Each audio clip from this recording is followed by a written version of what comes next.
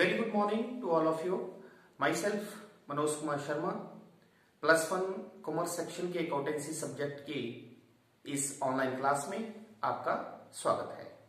Today we will discuss with the help of a numerical how the assets and liabilities are shown in the balance sheet, means marshalling और arrangement of assets and liabilities in the balance sheet.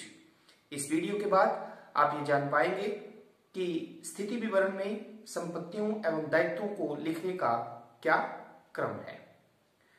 We are discussing the final account. हम अंतिम खाते पढ़ रहे हैं, जिसके अंतर्गत firstly व्यापारी खाता कैसे बनाया जाता है, we have discussed. Profit and loss account, लाभ हानि खाता कैसे बनाया जाता है, we have discussed. And now we are discussing how the balance sheet is prepared, and in the balance sheet the assets and liabilities how are presented. पिछले video में हमने आपको बताया कि स्थिति विवरण में संपत्तियों एवं दायित्वों को जो लिखने का क्रम है उसके दो प्रकार हैं. Number 1 in order of liquidity, तरलता क्रम के अनुसार. Secondly in order of permanence, स्थायित्व क्रम के अनुसार. इन ऑर्डर ऑफ लिक्विडिटी हमने आपको बताया कि स्थिति विवरण के दायित्व पक्ष में सबसे पहले चालू दायित्वों को लिखा जाता है. चालू दायित्व वे दायित्व होते हैं जिनका भुगतान अतिशीघ्र 1 वर्ष के अंदर करना होता है, और उसके बाद जो है वो फिक्स लायबिलिटी, स्थायी दायित्व को लिखा जाता है. उसी तरह संपत्ति पक्ष में सबसे पहले चालू संपत्तियों करंट एसेट्स को लिखा जाता है.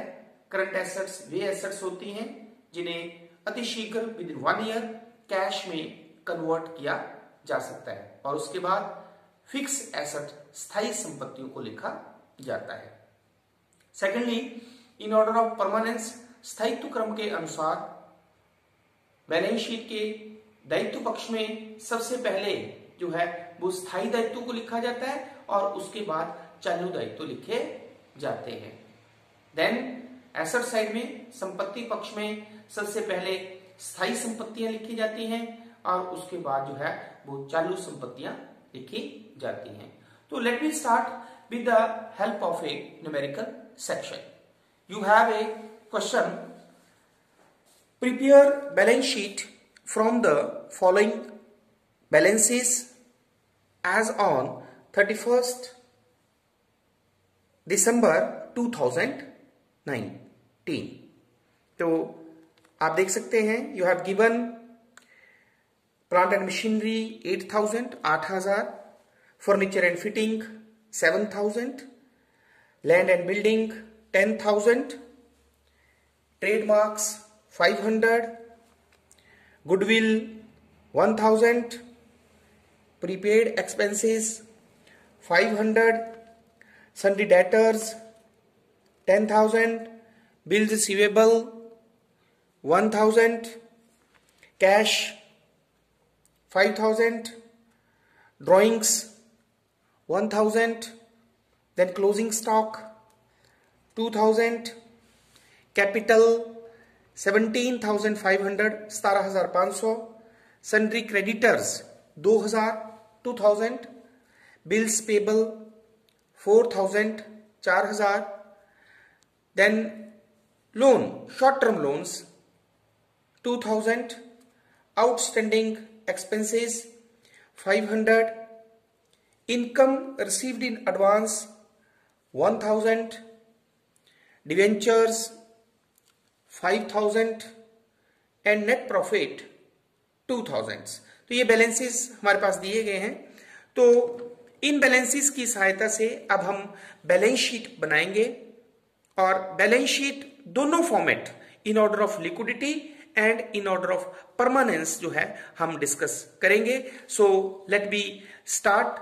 सबसे पहले we will prepare the format of balance sheet.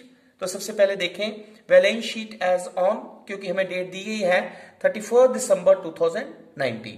तो जब भी हम बैलेंस शीट बनाते हैं तो इसके दो पार्ट होते हैं. The left hand side liability side and right hand side is asset side. Clear? और सबसे फर्स्ट मेथड जो हम डिस्कस करने जा रहे हैं that is in order of liquidity, तरलता क्रम के अनुसार।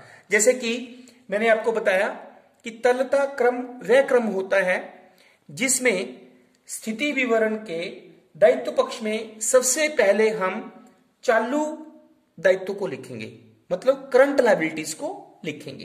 करंट लायबिलिटीज वे लायबिलिटीज होती हैं जिन्हें विद इन 1 ईयर हमें पेमेंट जिनका भुगतान हमें करना होता है। तो इस क्रम के अनुसार, लिक्विडिटी क्रम के अनुसार सबसे पहले हम चालू दायित्व को लिखेंगे, जिसके अंतर्गत सबसे पहले सन्ड्री क्रेडिटर्स 2000, उसके बाद bills payable 4000, then short term loan 2000 लिखेंगे, देन आउटस्टैंडिंग एक्सपेंसेस 500 लिखेंगे, then income received in advance 1000 लिखेंगे।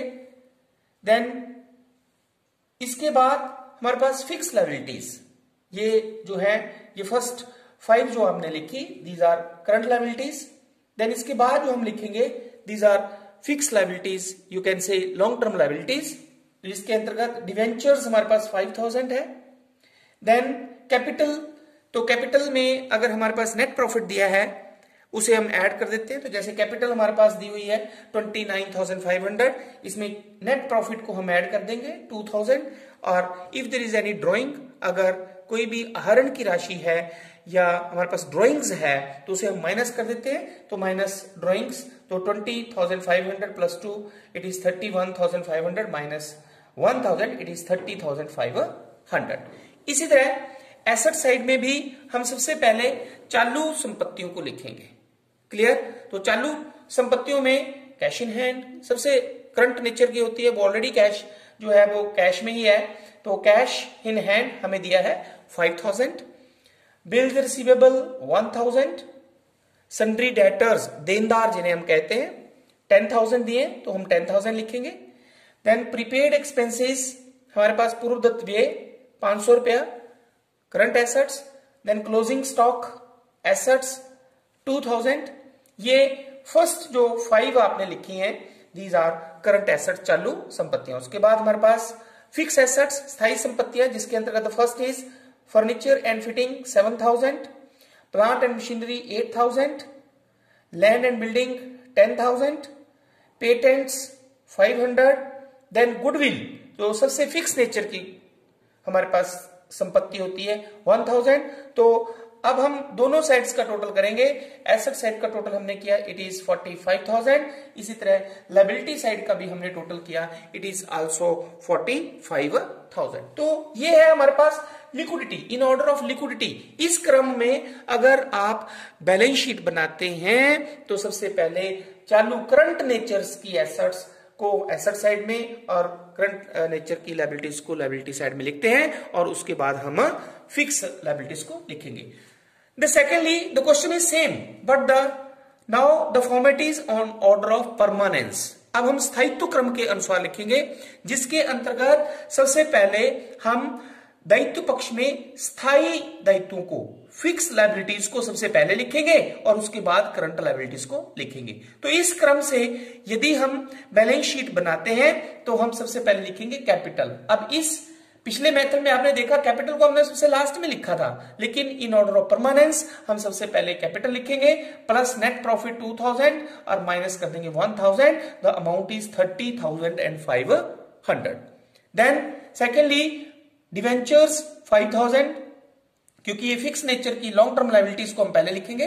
देन नाउ करंट लायबिलिटीज, तो income received in advance 1000, outstanding expenses 500, short term loan 2000, then bills payable 4000, then sundry creditors 2000। Now asset side में, संपत्ति पक्ष में, तो सबसे पहले हम स्थायी फिक्स एसेट्स को लिखेंगे। तो सबसे ज्यादा फिक्स नेचर जो होती है, फिक्स नेचर का मतलब यहां पे क्या है, जिसको सबसे लास्ट में कैश में कन्वर्ट किया जा सकता है। ठीक है, तो गुडविल इट इज 1000 हमें दिया गया है। देन पेटेंट्स 500 है, लैंड एंड बिल्डिंग हमारे पास 10,000, देन प्लांट एंड मशीनरी 8,000 रुपया दिया गया है, फर्नीचर एंड फिटिंग 7,000 रुपया दिया गया है हमारे पास, ठीक है। उसी तरह क्लोजिंग स्टॉक 2,000 रुपीज दिया गया है। देन प्रीपेड एक्सपेंसेस हमारे पास 500 रुपीज है।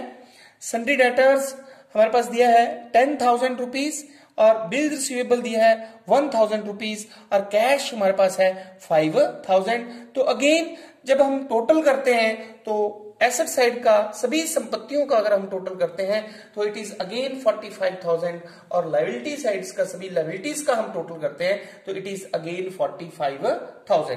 तो इस तरह से इस क्वेश्चन की सहायता से आपने देखा कि how the balance sheet is prepared, balance sheet कैसे बनाई जाती है। एक स्थिति विवरण में हम जो है वो व्यक्तिगत खाते और जो एसेट्स अकाउंट है उनकी सहायता से हम जो है वो स्थिति विवरण बनाते हैं। सबसे पहले हमने डिस्कस किया ट्रेडिंग अकाउंट, जिसकी सहायता से हमने ग्रॉस प्रॉफिट या ग्रॉस लॉस डिस्कस किया। देन फिर हमने डिस्कस किया प्रॉफिट एंड लॉस अकाउंट, ठीक है, जिसकी सहायता से हम नेट प्रॉफिट और नेट लॉस हमने कैलकुलेट किया। Now the third one which is very important, it was the balance sheet, कि हम बैलेंस शीट कैसे बनाते हैं। तो आज के इस वीडियो से हमने बैलेंस शीट हम क्या फॉर्मेट क्या होता है और बैलेंस शीट हम कैसे बनाते हैं, एसेट्स को और लायबिलिटीज को हम कैसे लिखते हैं, किस क्रम में लिखते हैं, ये हमने डिस्कस किया। अब हमारे पास ये क्वेश्चन आता है कि इन दोनों मेथड से हमारा कौन सा मेथड जो है वो एप्रोप्रिएट है। तो आप दोनों में से कोई भी मेथड जो है वो फॉलो कर सकते हो, क्लियर।